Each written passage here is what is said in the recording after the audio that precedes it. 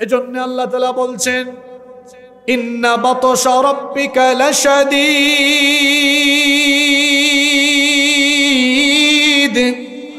নিশ্চয়ই তোমার রবের পাকড়াও অত্যন্ত কঠিন, তোমার রবের ধরা অত্যন্ত প্রবল।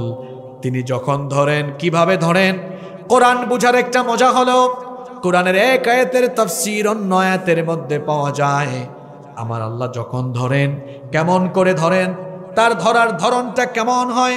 কোরআনে কারীমের 44 নম্বর সূরা সূরাতুদ দুখানের 16 নম্বর আয়াতে আল্লাহ তাআলা বলছেন ইয়াউমা নাবতিশুল বাতশাতাল কুবরা ইন্না মুনতাকিমুন। আল্লাহ তাআলা বলছেন যেদিন তিনি ধরেন সেই দিন তিনি প্রবলভাবে ধরেন, কারণ আমার আল্লাহ হচ্ছেন এমন প্রতিশোধ গ্রহণকারী। যখন তিনি ধরেন সাংঘাতিকভাবে ধরেন এবং সকল হিসাব নিকাশ তিনি তখন চুকিয়ে নেন। রব্বুল আলামিন কি কারণে লোকদেরকে পাকড়াও করেন?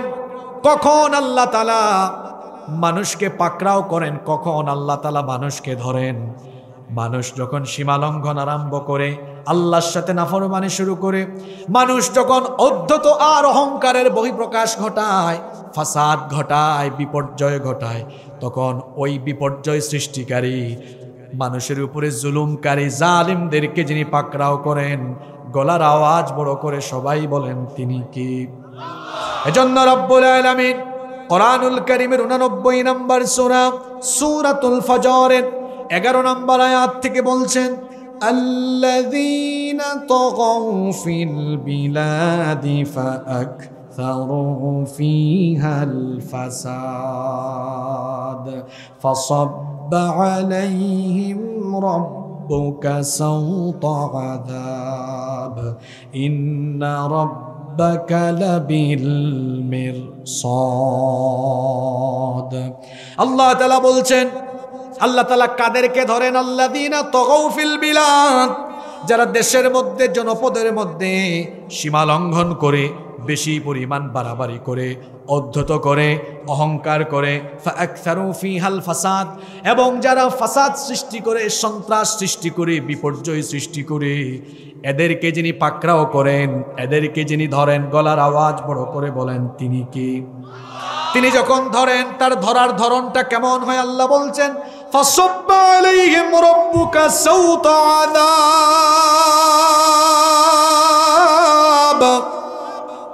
তোমার রবের আযাব, তোমার রবের পাকড়াও তখন অত্যন্ত কঠিন করে হয়। ইন্না রাব্বাকা লাবিল মিরসাদ, নিশ্চয়ই তোমার রব সব দিকে সতর্ক দৃষ্টি রাখেন। জালেম অধ্যুষিত এলাকায়, জুলুম অধ্যুষিত এলাকায় জালেমদেরকে আল্লাহ কখনোই ছাড় দেন না। এজন্য আল্লাহ কোরআনে কারীমের 11 নম্বর সূরা হুদের 102 নম্বর আয়াতের মধ্যে বললেন ওয়াকাযালিকা আখযু রাব্বিকা ইযা আখাযাল কুরা ওয়া হিয়া যালিমা ইন্না আখযাহু আলীমুন শাদীদ। আল্লাহ তাআলা বলছেন, আর এভাবে করে জালিম অধ্যুষিত এলাকার, জুলুম অধ্যুষিত এলাকার অত্যাচারীদেরকে আল্লাহ ধরেন প্রবল ভাবে। ইন্না আখযাহু আলীমুন শাদীদ, নিশ্চয়ই তার পাকড়াও, তার আযাব, তার শাস্তির ধরন হয় অত্যন্ত মারাত্মক, অত্যন্ত কঠিন হয়। হাদিস শরীফের মধ্যে এসেছে, এই হাদিসটি বুখারী এবং মুসলিম শরীফে বর্ণিত হয়েছে। হযরতে আবু মুসা আল আশআরী রাদিয়াল্লাহু আনহু হাদিসের বর্ণনাকারী সাহাবী, তিনি বলছেন আল্লাহর রাসূল ইরশাদ করেছেন ইন্নাল্লাহা লা ইউমলি লিয-যালিম, নিশ্চয়ই আল্লাহ জালিমকে ঢিল দেন, জালিমকে সুযোগ দেন, জালিমকে অবকাশ দেন। ফাইদা আখাযাহু লাম ইউফলিতহু, অতঃপর আল্লাহ যখন জালিমকে ধরেন মজবুত করে ধরেন, কারণ আল্লাহ ছাড় দিলেও তিনি কখনো জালিমকে ছেড়ে দেন। রব্বুল আলামিন বলছেন কোরআনে কারীমের 43 নম্বর সূরা সূরাতুজ যুখরুফের 6 নম্বর আয়াত থেকে আল্লাহ তাআলা বলছেন ওয়া কাম আরসালনা মিন নাবিয়্যিন ফিল আউয়ালিন ওয়া মা ইয়াতিহিম মিন নাবিয়্যিন ইল্লা কানু বিহি ইস্তাহজিউন। আল্লাহ তাআলা বলছেন, পূর্বে আমি বহু নবী পাঠিয়েছি, পূর্ববর্তী যুগে আমি অসংখ্য নবী পাঠিয়েছি। ওয়া মা ইয়াতিহিম মিন নাবিয়্যিন, যেই যুগেই যখনই কোনো নবী এসেছেন, ইল্লা কানু বিহি ইস্তাহজিউন, সেই যুগের স্বৈরাচারীরা, জালেমরা, দিন বিরোধীরা তাদেরকে হাসি ঠাট্টার উপহাসের পাত্র বানিয়েছে। হাসি ঠাট্টা উপহাসের পাত্র বানিয়ে বেশি দিন যায় নাই, এরপরে আমি আল্লাহ তাদেরকে এমন ভাবে ধরেছি, ফাআহলাকনা আশাদ্দ মিনহুম বাতশাও ওয়া মাদা মাসালুল আউয়ালিন। এরপরে আমি আল্লাহ তাদেরকে প্রবলভাবে পাকড়াও করেছি। আর যখন আমি আল্লাহ কাউকে ধরি, দুনিয়ায়ও তাকে শাস্তি দেই, আখিরাতেও তাকে শাস্তি দেই। এজন্য আল্লাহ তাআলা কোরআনে কারীমের 3 নম্বর সূরা আলে ইমরানের 56 নম্বর আয়াতে বলছেন, ফাআম্মাল্লাযীনা কাফারু ফাউআযিবুহুম আযাবান শাদীদান ফিদ দুনিয়া ওয়াল আখিরাহ ওয়া মা লাহুম মিন নাসিরিন। আল্লাহ তাআলা বলছেন, অতএব যারা আমার সাথে নাফরমানি করে, আমার সাথে যারা বেঈমানি করে, কুফরি করে, আমি তাদেরকে অবশ্যই দুনিয়া এবং আখিরাতে কঠিনভাবে শাস্তি দিব, কঠিনভাবে ধরব। আল্লাহ অতীতেও ধরেছেন, যেমন আল্লাহ আমাদেরকে স্মরণ করায় দিচ্ছেন কোরআনে কারীমের 29 নম্বর সূরাতুল আনকাবুতের 40 নম্বর আয়াতে আল্লাহ বলছেন, ফাকুল্লান أخذنا بذنبه فمنهم من أرسلنا عليه حاصبا ومنهم من أخذته الصيحة ومنهم من خسفنا به الأرض ومنهم من أغرقنا وما كان الله ليظلمهم ولكن كانوا أنفسهم يظلمون। الله تعالى বলছেন, অতঃপর প্রত্যেককে আমি তাদের পাপের কারণে পাকড়াও করেছি। কাউকে কাউকে আমি আল্লাহ পাথর কুচির ঝড় পাঠিয়ে ধ্বংস করে দিয়েছি। আবার কাউকে কাউকে আল্লাহ তাআলা ভূমিকম্পের গজব দিয়ে এবং বজ্রনিনাদ দিয়ে ধ্বংস করেছেন। কাউকে কাউকে আল্লাহ মাটির তলায় দাবায়া দিয়েছেন। আবার কাউকে কাউকে আল্লাহ ডুবিয়ে মেরেছেন। আল্লাহ বলছেন, তারা তাদের নিজেদের উপরে জুলুম করার কারণে এই শাস্তি তাদের উপরে যার তরফ থেকে নেমে এসেছে, জুড়ে বলেন তিনি কি? এজন্য আল্লাহ তাআলা সূরা বুরুজের এই 12 নম্বর আয়াতে বলছেন, ইন্না বাতশা রাব্বিকা লাশাদীদ, নিশ্চয়ই তোমার রবের পাকড়াও বড় কঠিন, তোমার রবের ধরা বড় কঠিন। এরপরে আল্লাহ বলছেন, সেই রবের কুদরত সম্পর্কে জানো, সেই রবের শক্তিমত্তা সম্পর্কে জানো, তাহলে সেই রবের ভয় তোমার অন্তরে পয়দা হবে। আল্লাহ বলছেন, তার পরিচয় হলো ইন্নাহু হুয়া ইউবদিউ ওয়া ইউঈদ, নিশ্চয়ই তিনি সৃষ্টির সূচনা করেন এবং তিনি আবার এর পুনরাবৃত্তি ঘটাবেন। অর্থাৎ তিনি প্রথমবার আমাদেরকে যেভাবে সৃষ্টি করেছেন, আবার আমরা যখন মৃত্যু মুখে পতিত হব, মরার পরে আবার আমাদেরকে পুনরায় যিনি জীবিত করবেন তিনি কে? আসতে বলবেন না, জোরে বলেন তিনি কে? মরার পরে আল্লাহ আমাদেরকে জীবিত করবেন, এ ব্যাপারে কি আপনাদের সন্দেহ আছে? সন্দেহ থাকলে এখানে বুঝে নেন। কোরআন দিয়ে বুঝাইলে অনেক মানুষ বুঝতে চায় না বাস্তবতা। একটু সুন্দর একটা বাস্তবিক উদাহরণ দিই। আমার হাতে এটা কি? জোরে বলেন। এটা একটা ফোন, একটা মোবাইল। আমাদের বাজারে এই ফোন ঠিক করার কারিগর আছে না? আপনারা তাকে আপনাদের আঞ্চলিক ভাষায় কি বলেন? মিকার বলেন, তাই না? আচ্ছা, আপনার এই মোবাইল যদি নষ্ট হয়, মিকারের কাছে দিলে সে যদি এই মোবাইল খুলে তারপরে মোবাইলের প্রতিটা পার্টস আলাদা আলাদা করে রাখে, আপনি দেখলে মনে হবে কেমনে এটা আবার লাগাবে। দেখবেন সে সব আলাদা করে ফেললেও আবার সব কিছুকে কি করে জোড়া লাগাতে পারে। পারে কি পারে না? যারা পার্সোনাল গাড়ি ইউজ করেন আপনারা জানেন, মনে করেন আপনার গাড়িতে কোনো সমস্যা হলো, ডেন্টিংয়ের কাজ আছে, স্ক্র্যাচ পড়লো, ডেন্টিং বা পেইন্টিংয়ের কাজ আছে, আপনি গ্যারেজে দিলেন। হ্যাঁ, গ্যারেজের মিস্ত্রি কী করলো, চাকা খুলে ফেললো, ইঞ্জিনের প্রতিটি পার্টস আলাদা করলো, ডোর খুলে ফেললো, ভেতরে ড্যাশবোর্ড খুলে একদম সব কিছুকে আলাদা আলাদা করে ফেললো। আপনাদের কি মনে হয় গ্যারেজের মিস্ত্রি আবার কাজ শেষ করে সব কিছুর ফিটিং দিতে পারবে না? জোরে বলেন, পারবে কি না? এই গ্যারেজের মিস্ত্রি আর বাজারের মোবাইলের দোকানের মিকারের মাথায় এই খুলে ফেলার পরে আবার ফিটিং দেওয়ার জ্ঞান দিয়েছেন কে? জোরে বলেন কে? এই জ্ঞানের পরিমাণটা কতটুকু? আল্লাহ বলছেন ওয়ামা উতিতুম মিনাল ইলমি ইল্লা কলিলা। এত নগণ্য জ্ঞান একজন গবেষক খুব চমৎকার করে বলছেন, যে মহাসমুদ্রে কেউ যদি তার আঙ্গুলকে চুবায়, আঙ্গুলে পানি আনলে যেমন সাগরের পানি তেমন শুকিয়ে যায় না, ঠিক এমনি ভাবে সারা দুনিয়ার মানুষের জ্ঞানকে একত্রিত করলো ওয়াহির জ্ঞান বা আল্লাহর জ্ঞানেরও তেমন কোনো ভাটা পড়ে না। আল্লাহু আকবার।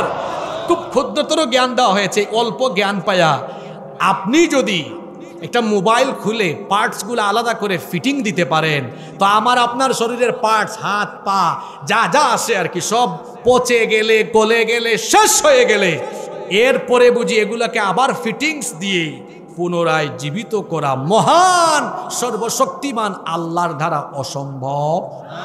জোরে বলেন, এই বিশ্বাস আছে? যদি থাকে তো নামাজের টাইমে ঘুমান কেমনে? যদি এই বিশ্বাস থাকে তো অন্যায় অপকর্মের চিন্তা মাথায় আসে কেমনে? শুনেছি মা বোনেরাও মাহফিলে এসেছেন। যদি এই ভয় থাকে তো বেপর্দা হয়ে ঘর থেকে বের হন কেমনে? যদি এই ভয় থাকে তো যুবক ভাইয়েরা জেনার সাগরে ডুব দিতে মন চায় কি করে? যদি এই ভয় থাকে গুনাহ করতে ইচ্ছে হয় কি করে? যে মানুষের অন্তরে এই ভয় আছে আখিরাতে আমার রবের সামনে আমাকে দাঁড়াতে হবে, হিসাব দিতে হবে, বিচার হবে, ওই ব্যক্তি কখনোই কোনো গুনাহের কাজ করতে পারে না। আখিরাতের জবাবদিহিতার ফিলিংস, অনুভূতি যদি কারো অন্তরে না থাকে, ওই ব্যক্তি শয়তানের চেয়েও খারাপ হয়ে যেতে পারে। শয়তানও হাসে, শয়তান শুধু জিনের মধ্যে না, আল্লাযী ইউওয়াসউইসু ফি সুদুরিন নাস মিনাল জিন্নাতি ওয়ান নাস। জিন থেকেও শয়তান আছে, মানুষ থেকেও শয়তান আছে। মানুষের মধ্যে তো শয়তান আছে যাদেরকে শয়তান তার খাস মুরিদ বানিয়ে ফেলেছে। দেখবেন কত সুন্দর সুন্দর নাম, কিন্তু শয়তানি। দাড়িও রাখে সুফির মতো। আমার দেশে এক সুফি দাড়ি রেখে যে কামটা করেছে, পরে আবার বাঁচার জন্য দাড়িকে একদম কেটে সফা চাটকি জাতের নাফরমান, আপনারা জানেন তার নাম। এরা আবার কোথায় কোথায় আলেমদেরকে ধর্ম ব্যবসায়ী বলতো, অথচ তারাই দেখা যায় সুযোগের সময় টুপি লাগায়, পাঞ্জাবি লাগায়, দাড়ি রাখে, মসজিদে যায়, মাহফিলে যায়, মানুষের সামনে সুন্দর সুন্দর কথা বলে, আর বলে আমরা ধর্মের পক্ষে, ইসলামের পক্ষে। মানুষের থেকে সিম্পেথি পেয়ে যখন তারা সুযোগ পায়, তখন আবার ইসলামের বিরুদ্ধে, মুসলমানের বিরুদ্ধে তারা অবস্থান নেয়। এই স্বভাবের মানুষ আছে না নাই?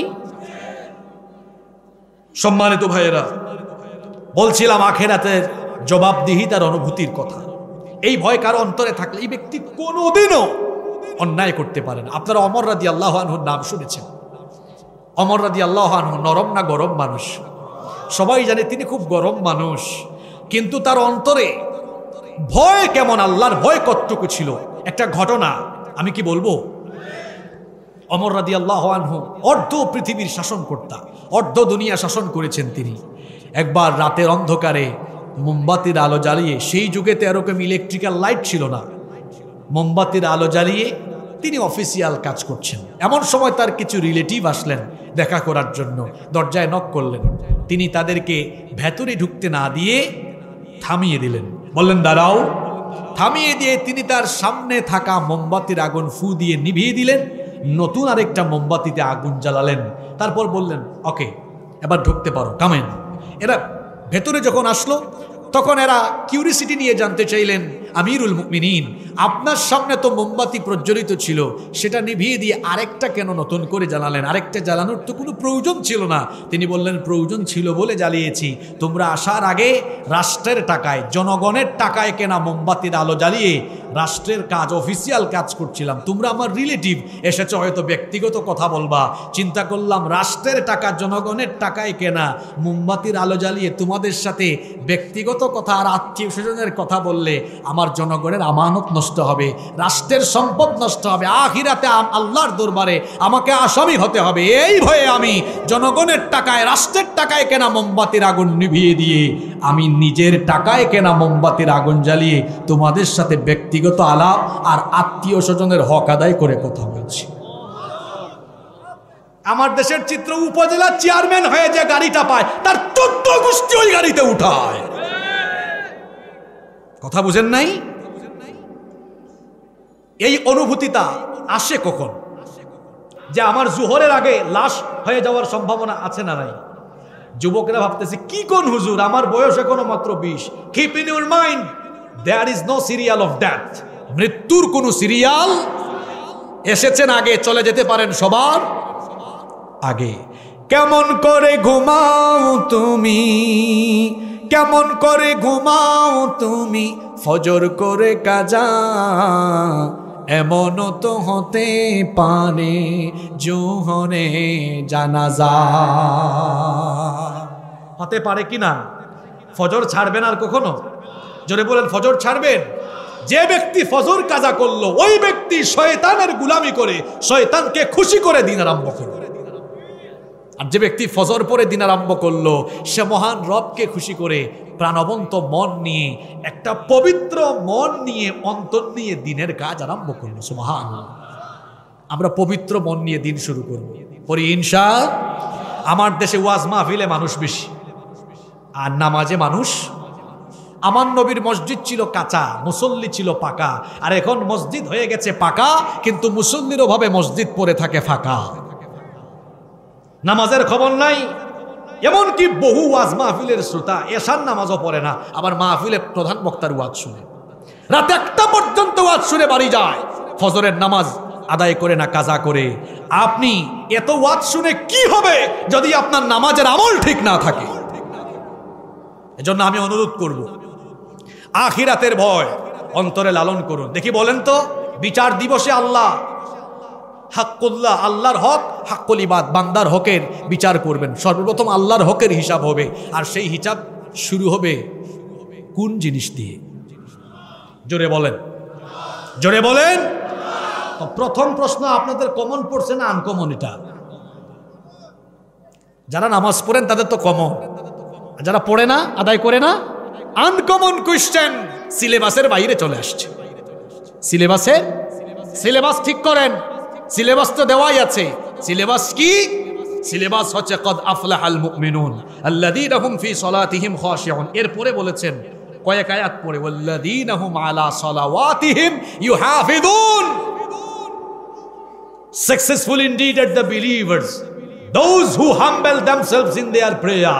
সফল কাম তারা, নামাজে বিনয়ী হয়েছে যারা, এবং শেষের দিকে আল্লাহ বলেছেন নামাজের হেফাজতকারী হয়েছে যারা, এরাই হচ্ছে সফল কাম। এদের জন্য আল্লাহ তার জান্নাতুল ফেরদাউস রেখে দিয়েছেন। সুবহানাল্লাহ। নামাজ ছাড়বে না যদি আখিরাতের অনুভূতি থাকে, ব্যাপারটা হবে না যদি আখিরাতের অনুভূতি, জবাবদিহিতার ভয় অন্তরে থাকে। আল্লাহ আখিরাতের ভয় আমাদের অন্তরে ঢুকায় দাও। আরো আসতে বলে না আমিন। আয়াতগুলো শুনেন, খুব সুন্দর তথ্য আছে সামনে। আল্লাহ বলছেন ইন্নাহু হুয়া ইউবদিউ ওয়া ইউঈদ, নিশ্চয়ই তিনি সৃষ্টির সূচনা করেন এবং তিনি আবার এর পুনরাবৃত্তি ঘটান। এরপরে আল্লাহ তার পরিচয় দিচ্ছেন ওয়া হুয়াল গফুরুল ওয়াদুদ, তিনি হচ্ছেন গফুর, ক্ষমাশীল। ক্ষমা আল্লাহর অন্যতম গুণ। বান্দা যতই গুনাহ করুক, যদি অনুতপ্ত হয়ে অশ্রুসিক্ত নয়ন আর অবনত মস্তকে আল্লাহর কাছে তওবা করে মাফ চায়, আল্লাহ তাকে মাফ করে দেন। সুবহানাল্লাহ।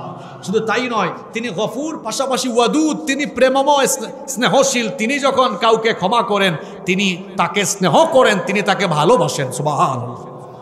এরপরে আল্লাহ বলছেন যে রব পাকড়াও করেন, অন্যায় করলে শাস্তি দেন। সেই রবের কুদরত তোমরা জানো, সেই রবের কুদরত বুঝো। সেই রব হলেন এমন যুল আরশিল মাজিদ, আরশের অধিপতি। তিনি হলেন সম্মানিত। কিসের অধিপতি? এবার কিছু বিজ্ঞানের কথা শোনেন, বিজ্ঞান ভিত্তিক কিছু বাস্তবিক কথা শোনেন। মনোযোগ আছে না চলে গেছে? আমার কথা কি বোঝা যায়? আমার আল্লাহ কিসের অধিপতি? জোরে বলেন, কিসের? আরশের অধিপতি। আরশ কোথায়? আরশ কোথায়? আরশ হলো সবকিছুর উপরে। বলেন আরশ কোথায়? সবকিছুর। আল্লাহ কোথায়? খালি উপরে। এই প্রশ্ন জানেন না? এটা তো আকীদার প্রশ্ন। আইন আল্লাহ, আল্লাহ কোথায়? ইন্না লিল্লাহি ওয়া ইন্না ইলাইহি রাজিউন। আল্লাহ সব জায়গায়। হ্যাঁ, আল্লাহ সব জায়গায়। আল্লাহ তাআলার দৃষ্টি শক্তি, শ্রবণ শক্তি সব জায়গায় আছে, সব তিনি দেখেন, কিন্তু তিনি কোথায়? তিনি হচ্ছেন আরশে আজিমের উপরে। আলাল আরশ বলা হয়েছে। অন, আলা মানে ইংরেজিতে আমরা অন ব্যবহার করি, on the chair, on the table. On, এটাকে আরবিতে কি বলে? আলা। আর রহমানু আলাল আরশ ইস্তাওয়া। কোরআনে কারীমের 20 নম্বর সূরা, সূরাতুত তাহা এর 5 নম্বর আয়াতে আল্লাহ তাআলা বলছেন রহমান আরশে আজিমের উপরে সমাসীন হয়ে আছেন। আরশে আজিমের উপরে। এবার আসেন আরশ কোথায়? আপনাদেরকে এক ভিন্ন জগতে নিয়ে যাই। এখন আরশ কোথায়? আরশ হলো সবার উপরে। আমরা এখন কোথায়? আমরা এখন 56,000 বর্গমাইলের বাংলাদেশের কোনো একটি জেলার, কুড়িগ্রাম জেলার ভুরুঙ্গামারী উপজেলার সোনাহাট এলাকায় আছে। সোনাহাট থেকে অনেকে ঢাকায় যায় নাই, এমন মানুষও আছে না? আছে। এই দেশ তার কাছে অনেক বড়, কিন্তু যারা প্রতিটি জেলায় সফর করেছেন তাদের কাছে দেশটা খুব ছোট। যেমন আল্লাহ আমাদেরকে সব ডিভিশনে নিয়েছেন, খুব ছোট। এটা 56,000 বর্গমাইল আমাদের, খুব ছোট্ট এ দেশ। আমাদের পাশের দেশ আমাদের চাইতে আরো 30-35 গুণ বড়। আয়তনে কানাডা বাংলাদেশের চেয়ে 90 গুণ বড়। আমেরিকা প্রায় 100 গুণ বড়। আয়তনের দিক থেকে পৃথিবীর সবচাইতে বড় দেশের নাম হলো রাশিয়া। এরকম পৃথিবীতে 250টার বেশি দেশ আছে। এই 250টার বেশি দেশ মিলে কি পুরো পৃথিবী, না পৃথিবীর মাটি? জোরে বলেন। পৃথিবীর মাটি। পৃথিবীর 4 ভাগের 1 ভাগ মাটি, আর 3 ভাগই হলো পানি। সবচেয়ে বেশি পানি কোন সাগরে? কোন মহাসাগরে? প্রশান্ত মহাসাগরে। উইকিপিডিয়াতে সার্চ করে দেখবেন, প্রশান্ত মহাসাগরের আয়তন হলো 16,52,50,000 বর্গ কিলোমিটার। একটু সুবহানাল্লাহ মুখ দিয়ে বাইর হয় না? আমার তো মনে গুরুস্থানে বসে আমি কথা বলি। প্রশান্ত মহাসাগরের আয়তন 16,52,50,000 বর্গ কিলোমিটার। আল্লাহ। আটলান্টিক মহাসাগর হলো দ্বিতীয় বৃহত্তম মহাসাগর, যার আয়তন হলো 10,64,60,000 বর্গ কিলোমিটার। সুবহানাল্লাহ। বিশাল এই জলরাশি, 4 ভাগের 3 ভাগ, 1 ভাগ মাটি, এটা মিলে হলো কি? পৃথিবী। এই পৃথিবীর চাইতে, পৃথিবী একটা গ্রহ। পৃথিবী একটা কি? গ্রহ। আমাদের সৌরজগতে পৃথিবীর বাহিরে আরো অনেক গ্রহ আছে না? বুধ, শুক্র, ইউরেনাস, নেপচুন, এগুলো ছোটবেলা আপনারা পড়েছেন। এই যে আমাদের সৌরজগতে এতগুলা গ্রহ আছে, এর সেন্টারে অবস্থিত সূর্য। সূর্য হলো পৃথিবীর চাইতে 13 লক্ষ গুণ বড়। সুবহানাল্লাহ পড়তে ইচ্ছে করে না? অর্থাৎ 13 লক্ষ পৃথিবী যত বড়, একা একটা সূর্য তত। আপনারা বলবেন হুজুর কি কর আপনি এগুলা? হ্যাঁ, আমরা তো সকালবেলা যেটা দেখি সূর্য এত বড় লাগে, মনে হয় এত বড়। আমরা কক্সবাজারে গেলে সূর্য অস্ত গেলে ছেলেরা এইভাবে ছবি তুলে, যে তার হাতের মধ্যে নিয়ে ফেলেছে। এটা বোঝানোর জন্য একটা উদাহরণ দেই। উড়োজাহাজ দেখেছেন তো আপনারা? বিমান দেখেন নাই? আচ্ছা, বিমান যখন উপরে থাকে তাকে বড় লাগে না ছোট লাগে? হ্যাঁ, ছোট। আর যখন নিচে নামে, আপনি দেখবেন ঢাকা এয়ারপোর্টে, দুবাই গেলে দেখবেন, এখানে তো আমাদের ঢাকা এয়ারপোর্টে লেটেস্ট মডেলের বিমানগুলো আসে না, বোয়িং 777 দেখা যায়। মাঝে মাঝে ইমারত, ইতিহাদ, কাতার এয়ারলাইন্স, টার্কিশ এয়ারলাইন্সের কিছু বড় বিমান আসে। আপনি দুবাই যান, দেখবেন লেটেস্ট মডেলের বিমান সেখানে। এক একটা বিমান যখন নামে, বিশাল বিশাল বিমান, কিন্তু আকাশে থাকলে ওইটা ছোট। তাহলে বোঝা গেল আকাশে থাকলে ওইটা কি লাগে? ছোট লাগে। সূর্যকে তো ছোট লাগে কেন জানেন? কারণ আপনার এই জমিন থেকে, মাটি থেকে সূর্য হলো 15 কোটি কিলোমিটার দূরে। সুবহানাল্লাহ কইতে ইচ্ছে করে না আপনাদের? হ্যাঁ, আমি আসছি মাত্র 700 কিলো দূর থেকে, আর আমাদের থেকে সূর্য হলো 15 কোটি কিলোমিটার দূরে। কত কোটি? জোরে বলেন, কত কোটি? ওখানে যেতে আপনার সময় লাগবে কেমন? ধরুন আপনাকে একটা কল্পনার জগতে নিয়ে যাই। মনে করেন আপনি একটা গাড়ি দিয়ে সূর্যে রওনা করেছেন, সূর্য যেখানে আছে ওই দূরত্বে যাবেন। আপনি যদি দিনরাত 24 ঘন্টা না থেমে ঘন্টায় 100 মাইল বেগে গাড়ি চালান, তাহলে সূর্য পর্যন্ত পৌঁছাতে আপনার 106 বছর সময় লাগবে। কত বছর? 106 বছর। আর আপনি যদি বলেন না আমি গাড়ি দিয়ে যাব না, আমি জাম্বু জেট নিয়ে চলে যাব, জাম্বু জেট দিয়ে গেলেও আপনার 19 বছর সময় লাগবে। তবে আশ্চর্যের ব্যাপার হলো, যত দ্রুতগামী নবযান নিয়ে যান না কেন সূর্যকে আপনি ধরতে পারবেন না। এখানে যারা বিজ্ঞান নিয়ে পড়াশোনা করেন তারা জানেন যে মহাশূন্যের কোনো কিছুই স্থির নয়। কুল্লুন ফি ফালাকি ইয়াসবাহুন, সবকিছু সন্তরণ করছে, পরিভ্রমণ করছে, ঘুরছে। এজন্য আপনি যেদিন বুরুঙ্গামারি থেকে রওনা দিবেন সূর্য আজকে এক জায়গায়, 106 বছর পরে যদি হায়াত থাকলে জানো গিয়ে দেখবেন ওটা ওই জায়গায় নাই আরেক জায়গায়। আল্লাহু আকবার। 15 কোটি দূরে আছে সূর্য। এই সূর্যের চাইতে বড় কিছু কি মহাশূন্যে নাই? তারকা হলো সূর্যের চাইতে আরো বিশাল বড় তারার হিসাবে সূর্য আকারে অনেক ছোট। বিজ্ঞানীরা আজ পর্যন্ত যতগুলো তারকার সন্ধান পেয়েছেন, এই তারকাগুলোর অর্ধেকই হলো সূর্যের চাইতে বড় এবং এগুলো বিশাল আকার, দানবের মতো। অ্যাস্ট্রোনমি ম্যাগাজিনের তথ্য মতে এখন পর্যন্ত বিজ্ঞানীদের দেখা তাদের যন্ত্রপাতি দিয়ে যেটা তারা ধরতে পেরেছেন, এখন পর্যন্ত তারা সবচাইতে বড় যে তারকাটি খুঁজে পেয়েছেন সেটার নাম হচ্ছে ইউওয়াই স্কুটি, যেটা আয়তনে 500 কোটি সূর্যের সমান। সূর্য পৃথিবীর চেয়ে 13 লক্ষ গুণ বড়। আর বিজ্ঞানীরা তারা তাদের যন্ত্রপাতিতে এখনো যতটুকু যেতে পেরেছে আর কি, সবচেয়ে বড় তারকা এখনো তারা পেয়েছে যেটা সূর্যের চাইতে আরো 500 কোটি গুণ বড়। পৃথিবীর সবচাইতে নিকটতম তারা এটা হলো প্রক্সিমা সেন্টারাই। পৃথিবী থেকে এর দূরত্ব হলো 40,55,536 কোটি 80 লক্ষ কিলোমিটার। আমি আবার বলি, 40,55,536 কোটি, 1-2 কোটি না, 40,55,536 কোটি 80 লক্ষ কিলোমিটার। এটা হলো পৃথিবীর সবচেয়ে নিকটের, বলেন সবচেয়ে নিকটের। এটা খুব দূরে না খুব কাছে? দূরত্ব কি খুব দূরে না খুব কাছে? আচ্ছা, এরপরে আসেন এই প্রক্সিমা সেন্টারাই থেকে একটু দূরে অবস্থিত আলফা সেন্টারাই এ এবং আলফা সেন্টারাই বি, এটা আরো 0.1 আলোকবর্ষ দূরে, অর্থাৎ আরো 96,000 কোটি কিলোমিটার আরো বেশি ডিস্টেন্সে অবস্থিত। আল্লাহু আকবার। এগুলো আমরা কোন জায়গা আছি? প্রথম আসমানে না, প্রথম আসমানের নিচের মহাশূন্যে। এ ধরনের একটা দুইটা নয়, বিলিয়ন মিলিয়ন বিলিয়ন ট্রিলিয়ন তারকারাজি আল্লাহ এই মহাশূন্যের একটা গ্যালাক্সির ভেতরে সৃষ্টি করেছে। কয়টা গ্যালাক্সি? এখন গ্যালাক্সির সংখ্যা কি একটা?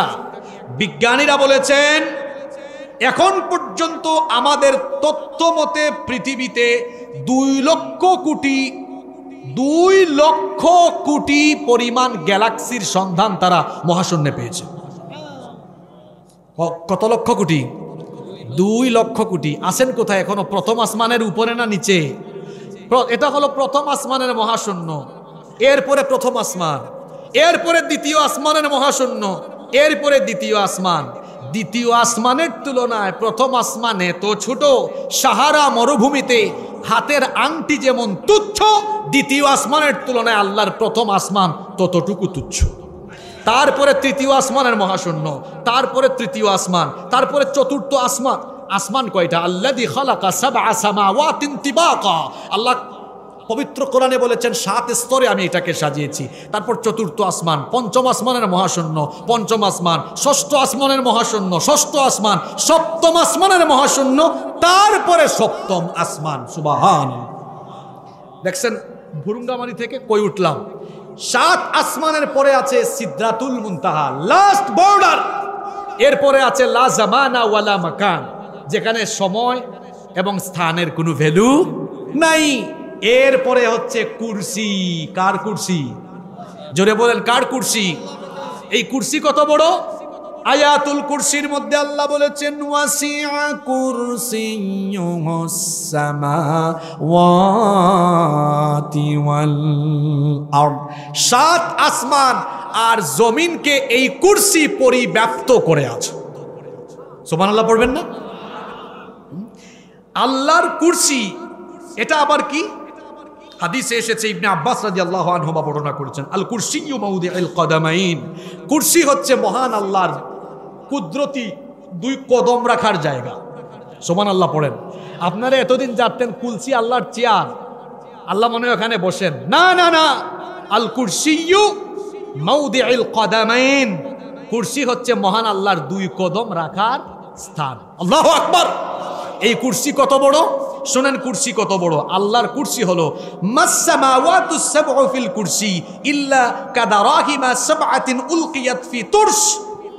আল্লাহর নবী বলেছেন ঢালের মধ্যে 7টা দিরহামের অবস্থান যেমন, দিরহাম বুঝেন তো, ঢালের মধ্যে 7টি দিরহামের অবস্থান যেমন, কুরসির মধ্যে 7 আসমানের অবস্থানও হলো তেমন। আল্লাহু আকবার। এই গেল কুরসি। কুরসি থেকে আরো 500 বছরের দূরত্বে গেলে এর উপরে আছে পানি, পানির উপরে হলো আল্লাহর আরশ। সুবহানাল্লাহ। এই আরশের কথা বলছিলাম, যুল আরশিল মাজিদ, আল্লাহ আরশের অধিপতি। কানা আরশুহু আলাল মা, এই আরশ পানির উপরে, আরশকে বহন করে আছেন।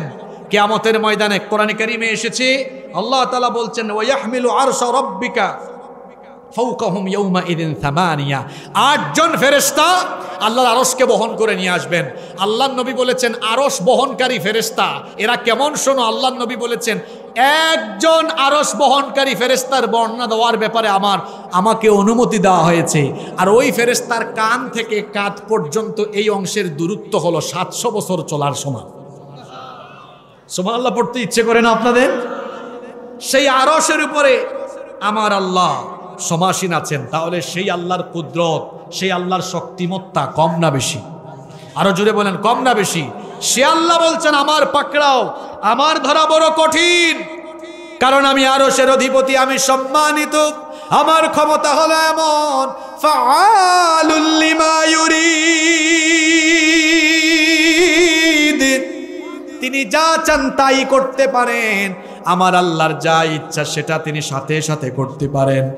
তিনি ধনীকে গরিব বানিয়ে দিতে পারেন, গরিবকে তিনি ধনী বানিয়ে দিতে পারেন, ফকিরকে বাদশা বানাতে পারেন, বাদশাকে তিনি ফকির বানাতে পারেন।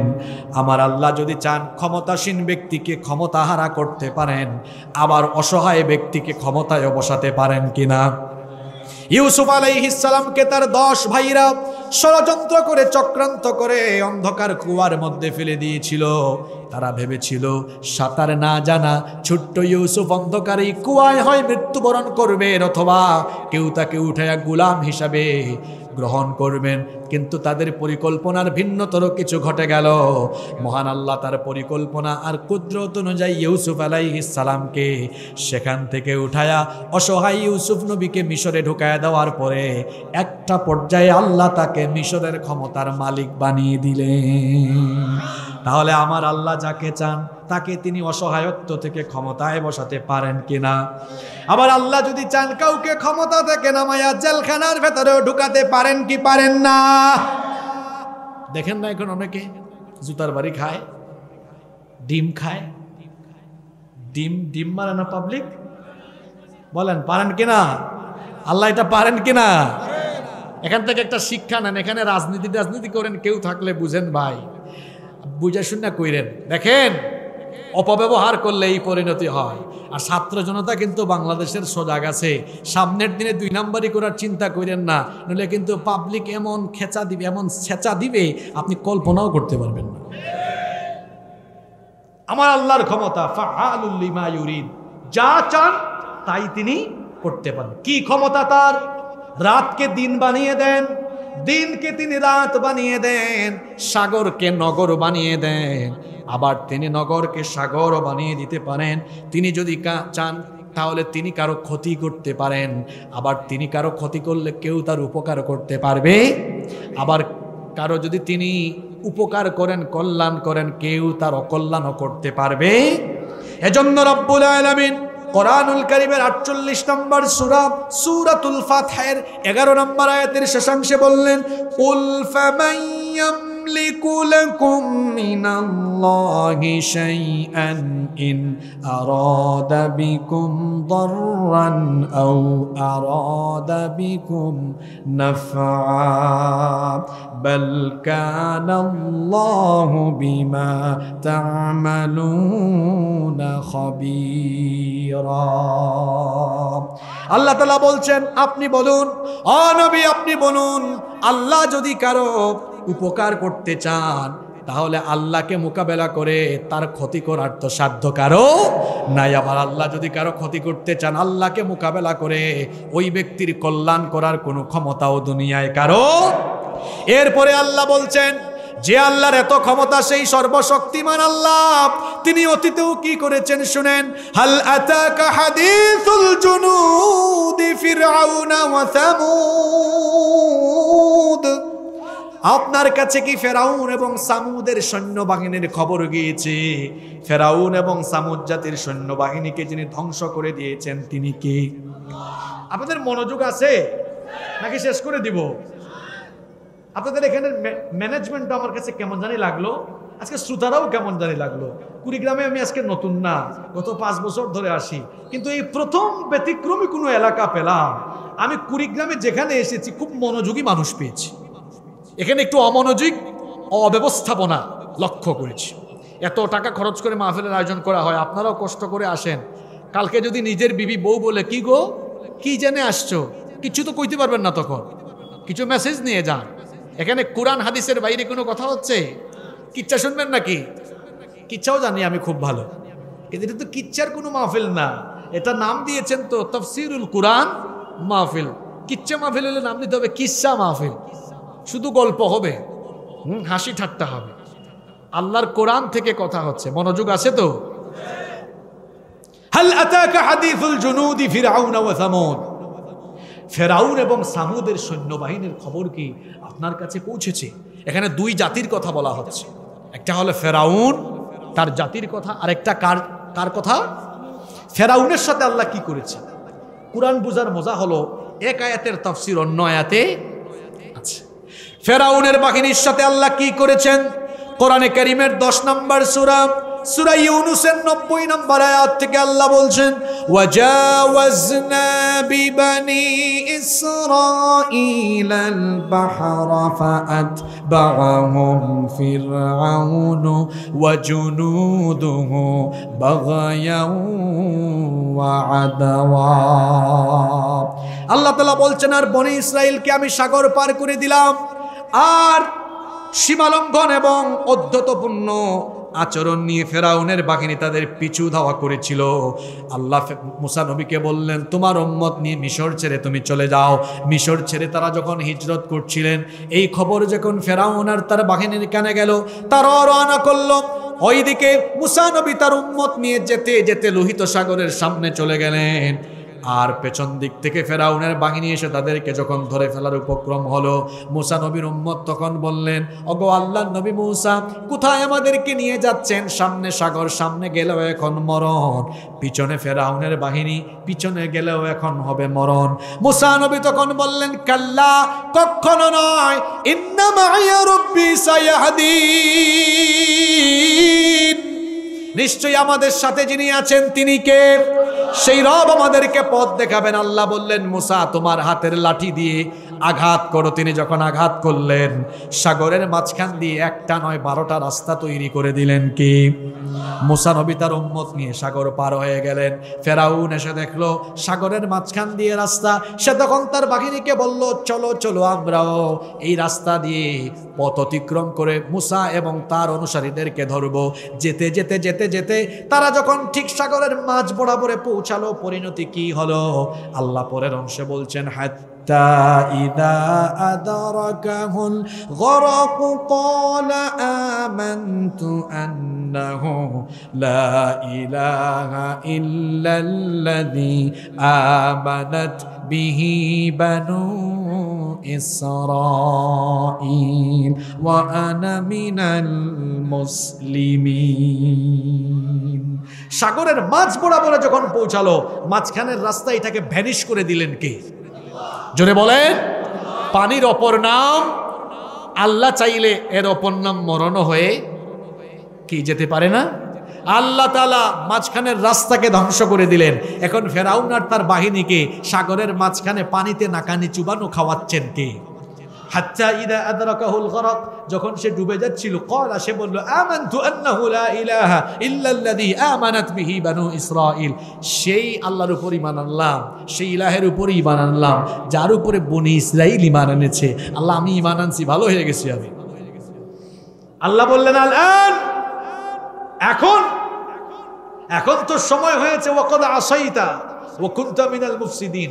তওবা মরণের সময় করলে হয় না, দুই সময়ের আগে তওবা করলে তওবা কবুল হয়। কিয়ামতের সূর্য উদিত হওয়ার আগে তওবা করলে তওবা কবুল হবে, আর মৃত্যুর গড়গড়ানি আরম্ভ হয়ে গেলে আর তওবা কবুল হবে। আমার দেশের ফেরাউনও যখন বুঝছে সব হারায় ফেলবে, তওবা করছিল, কিন্তু বলেছিল, ছাত্ররা আসো, আমার দরজা খোলা আছে। ছাত্ররা বলেছিল, তোমার দরজা খুলে তুমি নিজেই চলে যাও। কথা বুঝেন না আপনারা? ফেরাউনও বলছে, আল্লাহ ভালো হয়ে গেছি তো।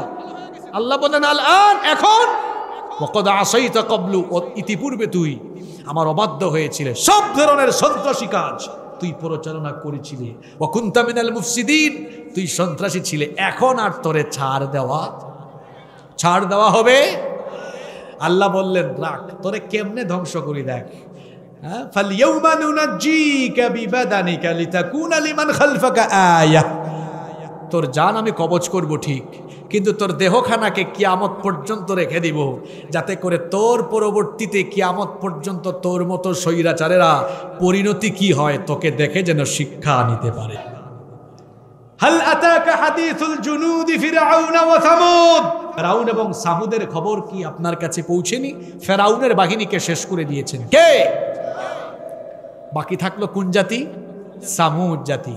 এই সামুদ জাতির কাছে একজন নবী এসেছিলেন, এই নবীর নাম হলো সালেহ আলাইহিস সালাম। এই নবীর নাম কি? সালেহ আলাইহিস সালাম এসে তাদেরকে হেদায়েতের পথ দেখিয়েছিলেন।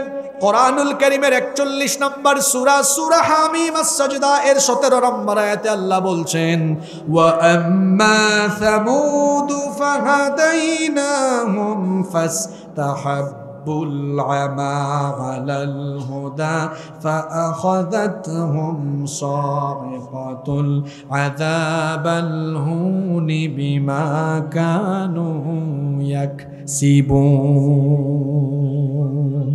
আল্লাহ বলছেন, অতএব সামুদ জাতিকে আমি হেদায়েতের পথ দেখিয়ে দিয়েছিলাম, কিন্তু তারা হেদায়েতের পথে চলার পরিবর্তে অন্ধ পথকে গ্রহণ করে নিল, অর্থাৎ গুমরাহির পথকে তারা গ্রহণ করে নিল। সালেহ আলাইহিস সালাম তাদেরকে দাওয়াত দিলেন, কিন্তু তারা দাওয়াত কবুল করল না। তারা বিদ্রোহী আচরণ করলো আর বলল, সালেহ, তুমি যদি নবী হয়ে থাকো তো পাহাড়ের যে কোনো একটা পাথরকে ফাটিয়ে দিয়ে সেখান থেকে তুমি 10 মাসের গর্ভবতী উটনি নিয়ে আসো। শুনতেছেন আপনারা? সালেহ আলাইহিস সালাম আল্লাহর কাছে যখন এটা চাইলেন, পাহাড়ের মধ্যে কম্পন আরম্ভ হয়ে গেল, পাহাড়ের মধ্যে একটা পাথর ফেটে তখন আল্লাহর হুকুমে 10 মাসের গর্ভবতী একটা উটনি বের হয়ে আসলো। আল্লাহু আকবার। সালেহ আলাইহিস সালাম বললেন, হাদিহি নাকাতুল্লাহ, এটা হচ্ছে আল্লাহ প্রদত্ত মুআজিজা উটনি, তোমরা এর সাথে কোনো খারাপ আচরণ করো না, স্বাধীনভাবে তাকে বিচরণ করতে দাও, স্বাধীনভাবে জমিনে তাকে চলাফেরা করতে দাও, খারাপ আচরণ করো না, তাকে কষ্ট দিও না। সামুদ জাতির লোকের একটা কুয়া থেকে পানি পান করত। আল্লাহ তাআলা তাদেরকে বলে দিলেন, পানি বন্টনের নীতিমালা হলো, এখন থেকে তোমরা একদিন পানি পান করবে, পরের দিন এই উটনি পানি পান করবে। কারণ এই মুআজিজা উটনি এটা এমন ছিল, এটা যেদিন কুয়ার পানি পান করত, সব পানি একাই সে পান করে ফেলতো। আল্লাহু আকবার। কিছুদিন এভাবে চলতে লাগলো। একদিন সামুদ জাতির লোকেরা পানি পান করে, পরের দিন উটনি একাই সব পানি পান করে ফেলে। আবার পরবর্তী দিন যেদিন উটনি পানি পান করে, সেই দিন আবার তারা তাদের বিভিন্ন উটনি থেকে দুধ পান করে, আর বাকি দুধ তারা পাত্রের মধ্যে সরবরাহ করে রেখে দেয়। এরকম করে যখন কয়েকদিন চলতে লাগলো, তারা পেরেশান হয়ে গেল, দিশেহারা হয়ে গেল। সিদ্ধান্ত নিয়ে তারা ওই উটনিকে হত্যা করলো। উটনিকে হত্যা করেই ক্ষান্ত হলো না, তারা সালেহ আলাইহিস সালামকে হত্যা করার জন্য সামুদ জাতির 9 জন নেতা একটা কমিটিও গঠন করেছিল। একজনকে পাঠিয়েছিল, যেই লোক হত্যা করতে গিয়েছিল মাঝ পথে আল্লাহ তাকে, আল্লাহ তাআলা তার গজব দিয়ে ওই ব্যক্তিকে ধ্বংস করে দিয়েছেন। আল্লাহু আকবার। সালেহ আলাইহিস সালাম তখন তাদেরকে বললেন, তোমরা আল্লাহর দেওয়া মুআজিজা এই উটনিকে হত্যা করেছো, আমাকেও হত্যা করতে চাইছো। 3 দিনের ভেতরে তোমাদের উপরে গজব আসবে। জুড়ে বলেন কয়দিন? 3 দিনের আলটিমেটাম দিলেন এবং আলামত বলে দিলেন, লক্ষণ বলে দিলেন। বললেন আগামীকাল বৃহস্পতিবার তোমাদের গায়ের চেহারা হলুদ বর্ণ ধারণ করবে, শুক্রবার জুমার দিনে তোমাদের চেহারা লাল বর্ণ ধারণ করবে, শনিবার তোমাদের চেহারা কৃষ্ণ বর্ণ ধারণ করবে, এরপরে চতুর্থ দিনে তোমাদের উপরে গজব নেমে আসবে। অবাধ্য নাফরমানি জাতি এরপরেও আল্লাহর আযাবের ভয়ে ভীত বিহব্বল হলো না, বিদ্রোহী আচরণ করে বলল, সাহস থাকলে এই গজব নিয়ে আসো। নাউযুবিল্লাহি মিন। আল্লাহ তাআলার আদেশে সালেহ আলাইহিস সালাম তার অনুসারীদেরকে নিয়ে এই এলাকা ছেড়ে চলে গেলেন। পরের দিন বৃহস্পতিবার সত্যি সত্যি আলামত দেখা গেল, তাদের সকলের চেহারা হলুদ বর্ণ হয়ে গেল, জুমার দিনে লাল বর্ণ হয়ে গেল, পরের দিন শনিবার কৃষ্ণ বর্ণ হয়ে গেল, চতুর্দিন তাদের উপরে এমন আযাব নেমে আসলো, অবাধ্য এই জাতির উপরে এমন এক ভূমিকম্প আসলো আর বজ্রনিনাদ আসলো। বজ্রনিনাদের মাধ্যমে আর ভূমিকম্পের মাধ্যমে সেই সামুদ জাতির অবাধ্য কাফেরদেরকে ধ্বংস করে দিয়েছেন কে? এই কথাই আল্লাহ বলছেন, হাল আতাকা হাদিসুল জুনুদি ফিরআউনা ওয়া সামুদ। ফিরআউন এবং সামুদের সৈন্যবাহিনীর খবর কি আপনার কাছে পৌঁছায় নাই? তাদেরকে আমি যেভাবে পাকড়াও করেছি, যেভাবে ধ্বংস করে দিয়েছি, আমার সাথে কেউ যদি নাফরমানি করে, আমার সাথে কেউ যদি অবাধ্যতা পোষণ করে, দুনিয়া এবং আখিরাতে এভাবে তাদেরকে পাকড়াও যিনি করবেন তিনি কি? আল্লাহ বলছেন এরপরেও নাফরমানদের স্বভাব হলো বালিল্লাযীনা কাফারু ফি তাকযীবিন ওয়াল্লাহু মিন ওয়ারাইহিম মুহীত। এরপরেও তারা মিথ্যা রূপে অভ্যস্ত হয়ে আছে, মিথ্যার মধ্যে পড়ে আছে। তারা জানে না ওয়াল্লাহু মিন ওয়ারাইহিম মুহীত, তাদেরকে পরিবেষ্টন করে যিনি আছেন তিনি কে? এতক্ষণ যে কথাগুলো বললাম, আল্লাহ বলছেন এগুলো কোন নবী, কোন পয়গাম্বর, কোন আলেমুল আমাদের বানানো কথা নয়, বাল হুয়া কুরআনুম মাজিদ। এগুলো কোরআনের কথা, এটা মহামান্বিত, সম্মানিত, মর্যাদা সম্পন্ন কোরআন। এই কিতাব কার? এবার আল্লাহ বললেন এটা কোথায় এই কিতাব কোথায় সংরক্ষিত সেটাও শোনো। এই কিতাব সংরক্ষিত আছে, এটার পরিবর্তন হয় না, পরিবর্তন হয় না, হবেও না। কারণ হলো ফি লাউহিম মাহফুজ, এটা লাউহে মাহফুজের সুরক্ষিত ফলকের মধ্যে লিপিবদ্ধ করা। আরশ কোথায় সেটা তো বলেছিলাম, এবার শুনেন লাউহে মাহফুজ কোথায়।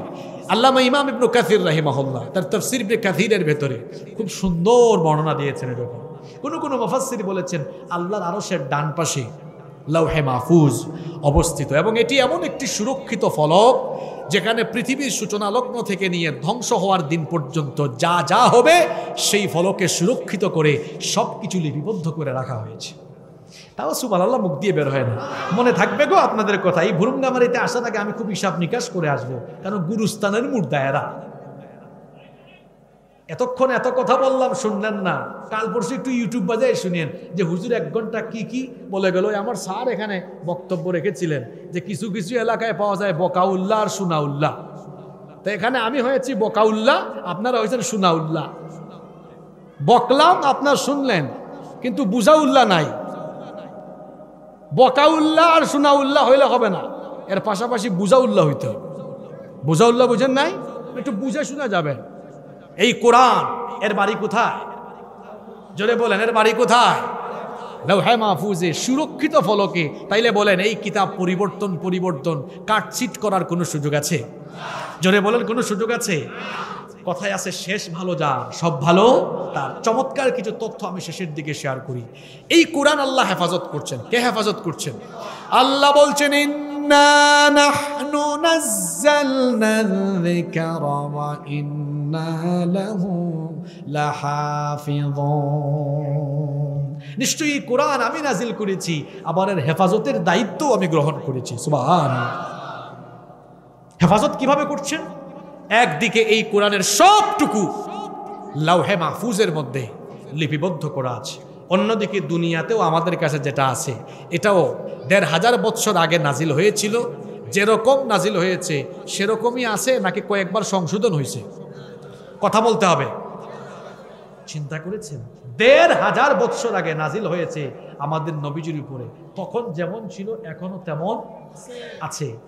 কি করে এটাকে এত চমৎকার করে হেফাজত করা হয়েছে? এই তথ্যগুলো কোনো মাহফিলে আপনারা শুনবেন না, এগুলো মনে রাখেন, শুনে যান। এগুলো একাডেমিক আলোচনা, বিভিন্ন মাদ্রাসায় বা ইউনিভার্সিটিতে যখন উলুমুল কোরআন পড়ানো হয় সেখানে এগুলো আলোচনা হয়। কিভাবে আল্লাহ তাআলা এই কোরআনকে লৌহে মাহফুজে, কোরআনের বাড়িতে তো কোরআন সংরক্ষিত আছে, পাশাপাশি এই দুনিয়ায়ও আল্লাহ তাআলা দুই পদ্ধতিতে এর হেফাজত করছেন। কয় পদ্ধতিতে বলেন? কয় পদ্ধতিতে? নাম্বার 1, 1 হিফজের মাধ্যমে, 2 লিখন পদ্ধতির মাধ্যমে। 1 নাম্বার কি বলেছি? হিফজ। নাজিলের যুগেই সেটা ছিল। আল্লাহর নবীর কাছে যখনই জিবরিল আমিন ওহী নিয়ে আসতেন, আল্লাহর নবীর সাথে সাথে ওই আয়াত বা ওই সূরাগুলো মুখস্থ করে ফেলতেন। সুবহানাল্লাহ। নবীজির সাথে সাথে সাহাবীদেরকে তেলাওয়াত শোনাতেন। আর ইসলাম গ্রহণের পরে সাহাবীদের মেমোরাইজিং ক্যাপাসিটি আল্লাহ এমনভাবে বাড়িয়ে দিয়েছিলেন, তারাও নবীজির জবান থেকে শোনা মাত্রই তারা নিজেরাও কোরআন মুখস্থ করে ফেলতেন। সুবহানাল্লাহ। এজন্য রাসূলের যুগে অসংখ্য হাফিজে কোরআন সাহাবী ছিলেন। তাহলে কোরআন দুনিয়াতে সংরক্ষণ হচ্ছে 1 হিফজের মাধ্যমে। কোরআন নাজিলের যুগেও হাফেজ ছিল, এখন এই যুগে তো নাই আর। The number of the people who have memorized the holy book Quran is countless. পৃথিবীতে এই কোরআন মুখস্থকারীর সংখ্যা এত কাউন্টলেস, গণনা করে আপনি শেষ করতে পারবেন না। পৃথিবীতে কোরআন ছাড়া অন্য কোনো বইয়ের এত মুখস্থকারী আর নাই। তাওরাতের নাই, জবুরের নাই, ইনজিলের নাই, কিন্তু কোরআনের এত হাফেজ। এই ইউনিয়নের নাম কি? সোনাহাট। এই সোনাহাট ইউনিয়নে হাফেজ আর হাফেজ আছে না নাই? বুরুঙ্গামারিতে শত শত আছে, কুড়িগ্রামে হাজার হাজার আছে, উত্তরবঙ্গে হাজার হাজার আছে, গোটা পৃথিবীতে কোটি কোটি হাফেজে কোরআন আছে। আল্লাহু আকবার। হিফজের মাধ্যমে কোরআন সংরক্ষণ। 2 কি পদ্ধতি? যেটা বলেন ভার্সন একটু চেঞ্জ হয়েছে এই যুগে, প্রিন্টেড ভার্সন। রসুলের যুগে কোরআন কিভাবে লিখে রাখা হতো? আল্লাহ রসুলের যুগে কিছু সাহাবী ছিলেন কাতিবে ওয়াহি, ওহী লিখক সাহাবী। তারা কি করতেন? আল্লাহ রসুলের কাছে ওহী নাজিল হয়ে তেলাওয়াত শুনলেই তারা বিক্ষিপ্তভাবে, তখন কিন্তু সেই জামানায় কাগজ বের হয়ে নাই, তারা তখন পাথর খোদাই করে লিখতেন। তারা তখন কাঠের ফলকে লিখতেন, পাথরে লিখতেন, উটের চেপটা চামড়ায় লিখতেন, গাছের বাকলে বিক্ষিপ্তভাবে কোরআন লিখে রাখতেন। এবং কোরআন সংকলনের মোট 3টা যুগ আছে। কয়টা যুগ? জোরে বলেন, কয়টা যুগ? এই যে আমার হাতে কোরআন এখন দেখছেন, এই যে এই পর্যন্ত কোরআন এসেছে, সংকলন হয়েছে কয়টা পর্যায়ে? 3। 1 নাম্বার, রাসূলের যুগে কোরআন সংকলন হয়েছে পূর্ণাঙ্গ আকারে। কোরআন তখন গ্রন্থাকারে লিপিবদ্ধ করা হয়নি, তখন বিক্ষিপ্ত আকারে কোরআন লেখা ছিল। কোথায় কোথায়? কোথাও ছিল পাথরে, বাকলে, চামড়ায়, তক্তার উপরে বিক্ষিপ্তভাবে। ফর এক্সাম্পল, মাসালান মনে করেন ওনার কাছে 2 পারা, ওনার কাছে 3 সূরা, ওনার কাছে 5 সূরা, আমার কাছে 10 সূরা, ওনার কাছে 8 সূরা, ওনার কাছে 12 সূরা, ওনার কাছে 5 পারা।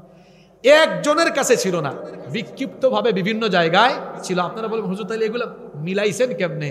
আল্লাহর রসুল জীবদ্দশাই সাহাবীদেরকে বলে দিয়েছেন, আর নবীজিকে বলেছেন জিবরিল। জিবরিলকে বলেছেন কে? কোন সূরার পরে কোন সূরা, কোন সূরার পরে কোন সূরা বিন্যাস হয়েছে রাসূলের যুগেই, কিন্তু পূর্ণাঙ্গ গ্রন্থ আকারে তখন কোরআন লিপিবদ্ধ করা হয় নাই। যারা হাফিজ হয়েছিলেন তারতিব মেইনটেইন করে হাফিজ হয়েছেন, অর্থাৎ সিরিয়াল বাই সিরিয়াল তারা সূরাগুলো মুখস্থ করে রেখেছিলেন। রাসূলের যুগে কি এই রকম এক গ্রন্থে কোরআন ছিল? সবাই বলেন ছিল। এই গেল কোরআন সংকলনের প্রথম যুগ। দ্বিতীয় যুগ, ইসলামের প্রথম খলিফার নাম কি? জোরে বলেন। আবু বকর রাদিয়াল্লাহু আনহুর যুগে ইসলাম বিরোধী চক্র মাথা চড়া দিয়ে উঠে। তখন ভণ্ড নবীদের উত্থান ঘটে চরমভাবে। তখন ভণ্ড নবীদের বিরুদ্ধে একটা যুদ্ধ পরিচালিত হয়েছিল, সেই যুদ্ধের নাম ছিল ইয়ামামার যুদ্ধ। ইয়ামামার যুদ্ধে অসংখ্য হাফিজে কোরআন সাহাবী শহীদ হয়ে যায়। ইন্না লিল্লাহি ওয়া ইন্না ইলাইহি রাজিউন। এত সংখ্যক হাফেজ সাহাবী শহীদ হলেন। যুদ্ধের পরে ওমর ইবনুল খাত্তাব রাদিয়াল্লাহু আনহু আবু বকর রাদিয়াল্লাহু আনহুর কাছে এসে বললেন, খলিফাতুল মুসলিমিন, অসংখ্য হাফিজে কোরআন সাহাবী শহীদ হয়ে গিয়েছেন, আল্লাহর কোরআন আমাদের কাছে একটা গ্রন্থের ভেতরে লিপিবদ্ধ নাই, পাশাপাশি এত হাফেজ চলে গেলেন, আমরা যদি এই মুহূর্তে যারা বেঁচে আছেন ওই হাফেজ সাহাবী আর যাদের কাছে কোরআন লেখা আছে এই দুইয়ের কম্বিনেশন সমন্বয় ঘটিয়ে কোরআনকে গ্রন্থাকারে লিপিবদ্ধ না করি, আগামীর দিনে এটা আমাদের জন্য বিপজ্জনক হতে পারে। তখন তিনি সিনিয়র সাহাবীদেরকে ডাকলেন, ডেকে পরামর্শ নিলেন, সবাই পরামর্শ দিলেন, রায় দিলেন। এরপরে ৪২ জন সাহাবীকে নিয়ে কুরআন গ্রন্থায়ন কমিশন গঠন করা হলো। সেই কমিশনের সচিব হয়েছিলেন যায়েদ ইবনে সাবিত রাদিয়াল্লাহু আনহু। সুবহানাল্লাহ। এই ৪২ জন সাহাবী কোরআনে কারীম প্রথমবারের মতো আবু বকর রাদিয়াল্লাহু আনহুর যুগে পৃথিবীতে কাগজের প্রচলন শুরু হয়। এবার কাগজের মধ্যে সরাসরি কোরআন হাফিজে কোরআনদেরকে ডেকে ডেকে এনে, যাদের কাছে তক্তায়, বাকলে, চামড়ায় বিভিন্ন জায়গায় লেখা ছিল, এনে এনে এনে এনে জোড়া লাগিয়ে হাফেজদের থেকে শুনে শুনে শুনে শুনে serial by serial Abu Bakr রাদিয়াল্লাহু আনহুর যুগে দ্বিতীয় পর্যায়ে কোরআন সংকলন করে কোরআনকে গ্রন্থাকারে লিপিবদ্ধ করা হলো। সুবহানাল্লাহ। কিন্তু একটা মুশকিল থেকে গেল। এখানে আলেম ওলামারা আছেন, ওনারা জানেন কোরআন নাজিল হয়েছে 7টা ভার্সনে, 7টা আঞ্চলিক ভাষায়। আবু বকর রাদিয়াল্লাহু আনহুর জামানায় কোরআনকে লেখা হলো সব ভাষায়, যত ভাষায় কোরআন নাজিল হয়েছে। কয়টা আঞ্চলিক ভাষায়? আপনারা তো একটা জানেন, যেমন ওয়াদ-দুহা ওয়াল-লাইলি ইযা সাজা মা ওয়াদ্দাআকা রাব্বুকা ওয়া মা ক্বালা। এর আরেকটা ভার্সন আছে, ওয়াদ-দুহি ওয়াল-লাইলি ইযা সাজি মা ওয়াদ্দাআকা রাব্বুকা ওয়া মা ক্বালি। আপনারা পড়েন আলহামদুলিল্লাহি রাব্বিল আলামিন আর রহমানির রহিম মালিকি ইয়াউমিদ্দিন। আরেক ভার্সনে আছে মালাকা ইয়াউমিদ্দিন। এক জায়গায় আছে ইয়াতাফাক্কারুন, অন্য কিরাতে তাতাফাক্কারুন। তো আবু বকর রাদিয়াল্লাহু আনহুর জামানায় সাতকারীর যে রেওয়ায়াত, সকল রেওয়ায়াতে লেখা হলো। তৃতীয় পর্যায়ে উসমান বিন আফফান রাদিয়াল্লাহু আনহুর জামানায়, ইসলাম এখন শুধু আরবে নাই, রোম পারস্যের সীমানায় ইসলামের পতাকা উঠছে। সুবহানাল্লাহ পড়তে ইচ্ছে করে না? এখন যেই দেশে ইসলাম আছে সেই দেশে কোরআন আছে না নাই? এখন উসমান রাদিয়াল্লাহু আনহুর জামানায় ওই কোরআন সব সাম্রাজ্যে গিয়েছে। এটা কয় আঞ্চলিক ভাষায়? এখন সাহাবীরা এক একজন এক এক কেরাতে শিখছেন, এক একজন এক এক জায়গায় গিয়েছেন, যে যেটা শিখেছেন ওইটা শিখিয়েছেন। এখন একটা গন্ডগোল লাগলো। আল্লাহ রসুলের সাহাবী হুযাইফা ইবনুল ইয়ামান, তিনি আজারবাইজান আর আর্মেনিয়া সফরে গেলেন। আজারবাইজান এবং আর্মেনিয়া সফরে গিয়ে দেখলেন ইরাক আর সিরিয়ার মানুষ এক একজন এক এক কেরাতে কোরআন পড়ে, আর একজন আরেকজনের সাথে ভেজাল করে, এই তুই ওয়াদ-দুহা কেন পড়লি, আমি তো ওয়াদ-দুহি পড়ি। একজন পরে মালিকি, একজন পরে মালাকা, একজন কই ইয়াতাফাক্কারুন, আরেকজন কয়। এটা তিনি নিজের চোখে দেখলে দ্রুত মদিনায় আসলেন। মদিনায় এসে ওসমান রাদিয়াল্লাহু আনহুকে বললেন, খলিফাতুল মুসলিমিন, ভেজাল তো লেগে গেছে, এক এক কেরাতে সবাই কোরআন পড়ে, কয়েকদিন পরে আরো গন্ডগোল লাগবে। 7 কেরাত থেকে এক কেরাতে কোরআনকে লিপিবদ্ধ করা হোক সারা দুনিয়ার মুসলমানদের জন্য। আবার ওই কাতিবে ওহীদেরকে ডেকে তখন সারা দুনিয়ার ইসলামী সাম্রাজ্যের জন্য একই পঠন রীতির কোরআন উসমান রাদিয়াল্লাহু আনহুর যুগে লিপিবদ্ধ করা হলো। এটাই হলো সেই মুসহাফে উসমানী। সুবহানাল্লাহ। এইভাবে করে কোরআন আমরা পেলাম। পরবর্তীতে হাজ্জাজ বিন ইউসুফ তিনি কোরআনে হরকত সংযোজন করলেন, এটা কোরআন পাঠ করার সুবিধার্থে। বলছিলাম কোরআনের বাড়ি লৌহে মাহফুজে। কোরআন তো আল্লাহ লৌহে মাহফুজে সংরক্ষণ করে রেখেছেনই, পাশাপাশি আমার আল্লাহ দুনিয়ায়ও 2 পদ্ধতিতে কোরআনকে হেফাজত করছেন। এক হলো হিফজ, আরেক হলো লিখন পদ্ধতি। এখন তো আর লেখালেখি নাই, এত আপডেট জামানা, একদম প্রিন্টেড কোরআন। সুবহানাল্লাহ। এখন আপনারা বলেন, যদি সারা দুনিয়ার ইসলাম বিরোধী কোরআন বিরোধীরা কোরআনের সব প্রিন্টেড কপিকে এক জায়গায় করে আগুন লাগাইয়া জ্বালায়া দেয়, পৃথিবী থেকে কোরআনকে ধ্বংস করে দেওয়া যাবে? কেন যাবে না? আমার হাফেজদের সিনার ভেতরে এই কোরআনকে হেফাজত করে রেখেছেন কি আল্লাহ। ওই হিন্দু লোকটা তো চমৎকারই বলেছে, যদি আগুন লেগে ধ্বংস হয়ে যায়, যদি আগুন লেগে যায় পুড়ে যায় পৃথিবীর সব বইয়ের দোকান, বিশ্ব থেকে হারাবে না, বিশ্ব থেকে হারাবে না পবিত্র কোরআন। করবে কেমন করে কোরআন ধ্বংস আগুনের তেজ, করবে কেমন করে কোরআন ধ্বংস আগুনের তেজ, আছে বিশ্ব ভরা অগণিত কোরআনে হাফেজ। তারা ছাপায়ে আসমানি গ্রন্থ, তারা ছাপায়ে আসমানি গ্রন্থ, বাঁচাবে কোরআনের মান, বিশ্ব থেকে হারাবে না, বিশ্ব থেকে হারাবে না পবিত্র কোরআন। কোরআন হারাবে না। কোরআন বিরোধীরা কালের বিবর্তনে হারিয়ে যাবে, ধ্বংস হয়ে যাবে, কিন্তু আল্লাহর কোরআন থাকবে, কোরআনওয়ালারাও থাকবে। শেষ ভালো যার সব ভালো তার। তাইলে আমাকে বলেন দেখি, এই কোরআন যেরকম নাজিল হয়েছিল সেরকম আছে না নাই? এটা কিসের কিতাব? ঝাড়ফুঁক আর তাবিজের কিতাব? জোরে বলেন। তাহলে এটা কি? এটা হলো মানব জীবন পরিচালনার চূড়ান্ত গাইডলাইন। আপনার ব্যক্তি জীবন, 3.5 হাত বডি কিভাবে চলবে, পরিবার কিভাবে চলবে, সমাজ এবং রাষ্ট্র কিভাবে চলবে, সবকিছু এই কোরআনে আছে না নাই? জোরে বলেন আছে না নাই? এটা কেমন আইনের কিতাব? যখন থেকে নাজিল হয়েছে তখন থেকে এখন পর্যন্ত অবিকৃত, অপরিবর্তনীয়। তাহলে মানুষের ভাগ্য পরিবর্তনের জন্য, মানুষের সুখ শান্তির জন্য আল্লাহ একটা আইনের কিতাব দিয়েছেন। সেই আইনের কিতাবের নাম কি? জোরে বলেন। এটা কি পরিবর্তনীয় না অপরিবর্তনীয়? আপনাদের দেশে যেটা আছে, প্রত্যেকটা দেশ পরিচালনার সংবিধান আছে, এটা পরিবর্তনীয় না অপরিবর্তনীয়? শেষ কথাগুলো বলেন, জবাব দিয়েন। পরিবর্তনীয় না অপরিবর্তনীয়? ইউনূস সাহেব হাত দিয়েছেন সংস্কার করবেন। এর আগে আওয়ামী লীগ সংস্কার করেছে, এর আগে বিএনপি করেছে, এর আগে জাতীয় পার্টি করেছে। এরকম 72 থেকে শুরু করে 24 পর্যন্ত চলতেছে। আরও যে কতবার চলবে আল্লাহ জানে আর তারা জানে।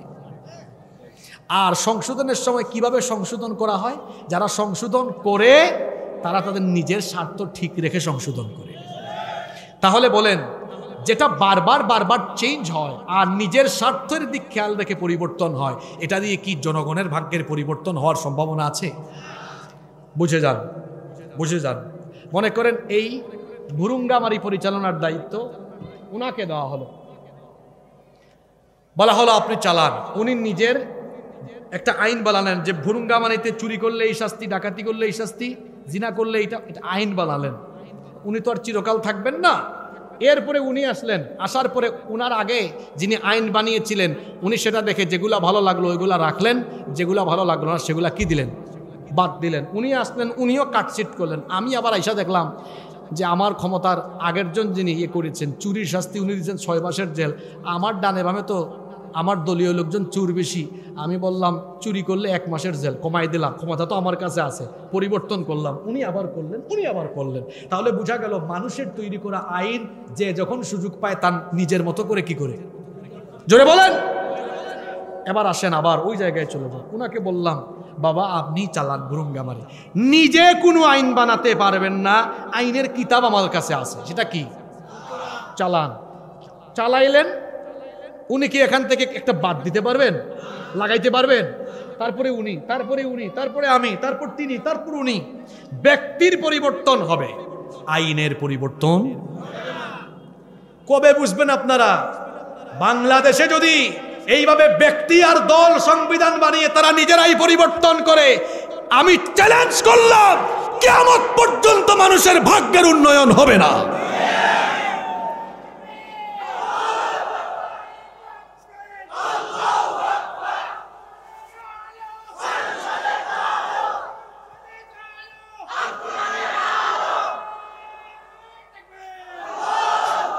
জন্য মানুষের ভাগ্যের পরিবর্তন ঘটাতে হলে, ন্যায় ইনসাফ কায়েম করতে হলে এই কোরআনকে ওয়াজ মাহফিলের প্যান্ডেলের টেবিলের উপরে, মসজিদের সুন্দর থাকে। আর মাদ্রাসায় এই কোরআনকে শুধু রেখে দিলে চলবে না, ওয়াজের মঞ্চে মসজিদ মাদ্রাসায় রাখার পাশাপাশি এই কোরআনের আইনের বাস্তবায়ন দেশের সর্বত্র যখন ঘটানো যাবে তখনই এই জাতির ভাগ্যের পরিবর্তন আসবে। ভালো করে শোনেন, এই কোরআন আল্লাহর বিধান, আল্লাহর আইন, আল্লাহর দ্বীন ইসলাম প্যাসেঞ্জারের সিটে থাকার জন্য আসে নাই, এসেছে ড্রাইভিং সিটে থাকার জন্য। কোরআন এসেছে পরিচালনার জন্য, পরিচালিত হওয়ার জন্য আসেনি। আল্লাহ কোরআনে বলেছেন, তোমরা বীরের জাতি, শ্রেষ্ঠ জাতি। কুনতুম খায়রা উম্মাহ, কুনতুম খায়রা উম্মাতিন উখরিজাত লিন-নাসি তা'মুরুনা বিল মা'রুফি ওয়া তানহাউনা আনিল মুনকার। তোমরাই সর্বোত্তম জাতি, তোমাদেরকে মানবতার কল্যাণে বের করা হয়েছে। তোমাদের কাজ কি? তা'মুরুনা বিল মা'রুফ, সৎ কাজের আদেশ দিবে। আলেমরা বসে আছেন, আমরের সিগা এখানে, আদেশ সূচক। বলেন, সৎ কাজের আদেশের কথা বলা হলো না অনুরোধের কথা বলা হলো? পিছনের মানুষের কি হয়েছে? কথা বাইরে না, মুখ দিয়ে কি চাবাইতেছেন আপনারা? সৎ কাজের কি দেওয়ার কথা বলা হয়েছে? আদেশ। আপনারা পারবেন আদেশ করতে? জি ইনশাআল্লাহ পারবেন না। আপনি পারলে আদেশ করেন তো দেখি। আপনি যে বললেন পারবেন, এই যে বানরাবি শিক্ষা, বাংলাদেশের শিক্ষা ব্যবস্থা শেষ, আপনি এখান থেকে আদেশ করেন দেখি, পাল্টায় দেন, পাল্টাতে হবে। পারবেন? এই আদেশ করতে পারবেন না। আপনি কি করতে পারবেন? সর্বোচ্চ অনুরোধ করতে পারবেন। কি করতে পারবেন? তাহলে বাংলাদেশে এখন সৎ কাজের আদেশ চলে না অনুরোধ চলে? বুঝছেন এবার আপনি কোন জায়গায় আছেন? আপনার অবস্থান আমি বুঝাচ্ছি। আমাদের দেশে ইসলাম, দ্বীন, আল্লাহর কোরআনের বিধান, এটা মানানোর জন্য আদেশ করা যায় না। কি করতে হয়?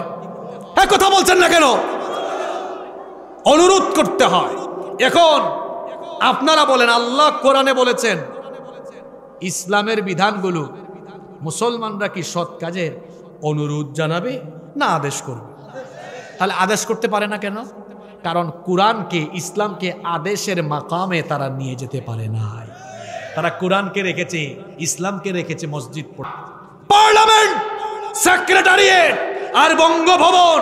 যেই দিন কোরআনের দখলে আসবে এবং সেখানে যখন কোরআনওয়ালা লোকেরা ঢুকবে, অনুরোধ করে নয়, আদেশ করে করে সমস্ত অন্যায়কে বন্ধ করে দিয়ে সৎ কাজগুলো বাংলাদেশে জারি করে দেওয়া হবে।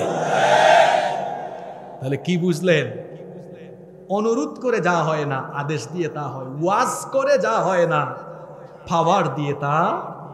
বাংলাদেশে 68,000 গ্রাম আছে গো। এই 68,000 গ্রামে আমরা 68,000 হুজুর যদি বলি আজকে থেকে বাংলাদেশে সুদ বন্ধ করেন, ঘুষ বন্ধ করেন, সবাই নামাজি হয়ে যান, আমাদের 1-2 ঘন্টার ওয়াজ শুনে কিছু মানুষ নামাজি হবে, সামষ্টিক পরিবর্তন আসবে? অনুরোধ করে গেলাম। আদেশের জায়গা থেকে যদি পার্লামেন্ট থেকে, সেক্রেটারিয়েট, বঙ্গভবন থেকে অথবা সচিবালয় থেকে কিংবা রাষ্ট্রপতির আদেশ ক্রমে কোনো গ্যাজেট পাস হয়, এই দেশে নামাজ চাললে বেত লাগানো হবে, ওয়াজ লাগবে না, বেতের ভয়ে মসজিদ ভরে যাবে।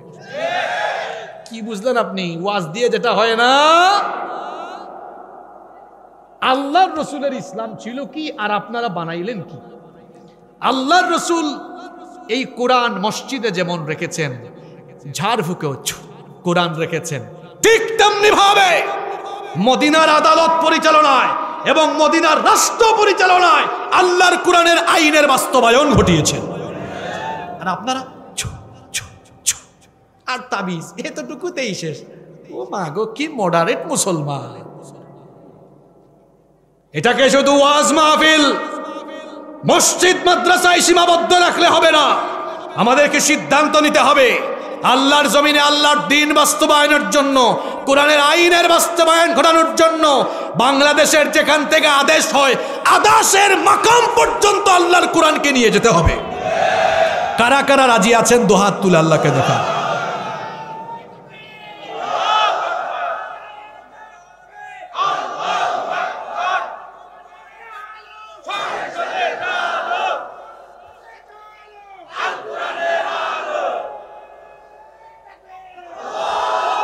সূরা বুরুজ 12 থেকে 22 এই আয়াতগুলোর আমরা যে আলোচনা শুনলাম, এখান থেকে আমরা কি কি শিখলাম, 1 মিনিটে কিছু শিক্ষা বলি। নাম্বার 1, প্রথম শিক্ষা হলো আমরা আজকের তাফসীর থেকে জানতে পারলাম আল্লাহ তাআলা হচ্ছেন মহাপরাক্রমশালী।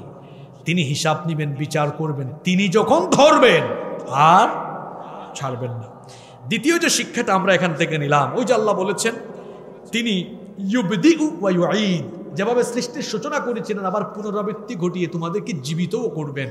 আখিরাতে জবাবদিহিতার ভয় লালন করে আমরা 24 ঘন্টা চলাফেরা করব ইনশাআল্লাহ। 3 নাম্বার, বাড়াবাড়ি করব না আমরা, কারণ বাড়াবাড়ির পরিণতি ইতিপূর্বেও ভালো হয় নাই। ফেরাউন আর সামুদ জাতির ইতিহাস থেকে আমরা শিক্ষা নিব। 4 এবং সর্বশেষ শিক্ষা হলো আমরা কোরআনের পরিচয়ে জানতে পেরেছি এটাকে লৌহে মাহফুজে যেমন হেফাজত করা হয়েছে তেমনি দুনিয়াতেও হেফাজত করা হচ্ছে। এর বিধান অপরিবর্তনীয় এবং এটি সংযোজন করা যায় না, বিয়োজন করা যায় না। এটি ছাড়া মানুষের মুক্তি আসবে না, শান্তি আসবে না। এজন্য শুধু ওয়াজ নসিহতে আর মসজিদে মাদ্রাসায় কোরআনকে রেখে দিলে চলবে না, বরং কোরআন পড়ে, কোরআন বুঝে, কোরআনের রঙে রঙিন হয়ে, কোরআনের আন্দোলনে নিজেদেরকে সামিল করে এই দেশে কোরআনের আইনের বাস্তবায়ন ঘটানোর জন্য প্রাণান্তকর প্রচেষ্টা করতে হবে। আল্লাহ আমাদেরকে এই শিক্ষাগুলো বাস্তব জীবনে প্রতিফলিত করার তৌফিক দান করেন। সভাপতি সাহেব তো আগেই বক্তব্য দিয়েছেন, তাহলে মোনাজাত করে ফেলতে পারি। আল্লাহুম্মা আমিন। ربنا ظلمنا أنفسنا وإن لم تغفر لنا وترحمنا لنكونن من الخاسرين ربنا لا تزغ قلوبنا بعد إذ هديتنا وهب لنا من لدنك رحمة إنك أنت الوهاب ربنا إنك جامع الناس ليوم لا ريب فيه إن الله لا يخلف الميعاد রব্বুল আলামিন সোনাহাট কলেজ মোড় ব্যবসায়ীদের উদ্যোগে আয়োজিত আজকের এই তাফসীরুল কোরআন মাহফিলে গভীর রজনী পর্যন্ত কোরআন সুন্নাহর আলোচনা করে এবং শ্রবণ করে হাজার হাজার মুসলমান নরনারী নিয়ে ভিক্ষুকের মতো, গোলামের মতো মাথা নত করে জীবনের সমস্ত গুনাহগুলোকে সামনে নিয়ে লজ্জিত হয়ে তোমার কাছে ভিক্ষুকের হাত তুলেছি গো আল্লাহ। আল্লাহ, আমাদের গুনার দিকে যদি তাকাও আমাদেরকে ক্ষমা করতে তোমার ইচ্ছে হবে না। আমরা জানি আমাদের গুনাহের পরিমাণ অনেক বেশি, কিন্তু আমরা তো এটাও জানি আমাদের গুনাহের চাইতে তোমার দয়ার পরিমাণ আরো কোটি কোটি গুণে বেশি। আল্লাহ, আমাদের গুনাহের দিকে নজর না দিয়ে তোমার রহমতের দিকে দৃষ্টিপাত করে তোমার গাফফার নামের খাতিরে আমাদের জীবনের ছোট বড় জানা অজানা যত গুনাহ আছে দয়া করে সব গুনাহগুলো তুমি মাফ করে দাও রব্বুল আলামিন। আমাদের স্ত্রী সন্তান পরিবারের সবাইকে তুমি মাফ করে দাও, আমাদের পিতা মাতাকে মাফ করে দাও। আল্লাহুম্মা গফিরলি ওয়া লিওয়ালিদাইয়া ওয়া কুর রাব্বিরহামহুমা কামা রাব্বায়ানি صغيرا رب ارحمهما كما ربياني صغيرا رب العالمين ওগো আমাদের মালিক, ওগো আমাদের রব, আমাদের আত্মীয় স্বজন যারা কবরে চলে গিয়েছেন তাদেরকে মাফ করে দাও। এই এলাকায় গুরুস্থানে কবরস্থানের যত মূর্তিগান শায়িত রয়েছেন সবার কবরগুলোকে জান্নাতের বাগান বানিয়ে দাও রব্বুল আলামিন। আমাদের মধ্যে যারা অসুস্থ আছেন তাদেরকে শিফা দান করে দাও রব্বুল আলামিন। আজকের মাহফিলকে কবুল আর মঞ্জুর করে নাও। এই মাহফিলে যারা দান সদকা করেছেন সবার দান সদকা কবুল করে নাও। ব্যবসায়ী ভাইয়েরা অনেক কষ্ট করে মাহফিলের আয়োজন করেছেন, আল্লাহ আমার ব্যবসায়ী ভাইদের জীবনের গুনাহগুলো মাফ করে দাও, তাদের ব্যবসা বাণিজ্যে বরকত দাও, তাদের প্রত্যেককে তুমি সৎ এবং আমানতদার ব্যবসায়ী হওয়ার তৌফিক দান করে দাও রব্বুল আলামিন। ওগো আমাদের মালিক, আমাদের দেশকে সকল দেশি বিদেশি ষড়যন্ত্র চক্রান্ত থেকে তুমি হেফাজত করো। বাংলাদেশে তুমি ইসলামের বিজয়, কোরআনের বিজয় দান করে দাও। রব্বুল আলামিন দেশের আলেম ওলামাদেরকে হেফাজত করো, আমাদের সকলকে তুমি দ্বীনের জন্য কবুল করে নাও। অসংখ্য নারীরা মাহফিলে এসেছেন, আল্লাহ আমার মা বোনদের জীবনের গুনাহগুলো মাফ করে দাও, তাদেরকে নামাজি বানিয়ে দাও। আম্মা জান আয়েশা রাদিয়াল্লাহু আনহার মতো তাদের চরিত্র বানিয়ে দাও। আল্লাহ আমাদের সবাইকে তুমি দ্বীনের পথে অটল অবিচল থাকার তৌফিক দিয়ে দাও। بفضل سبحان ربك رب العزة عما يصفون وسلام على المرسلين والحمد لله رب العالمين. وجاء الآخر كلامنا عند الموت لا إله إلا الله محمد رسول الله.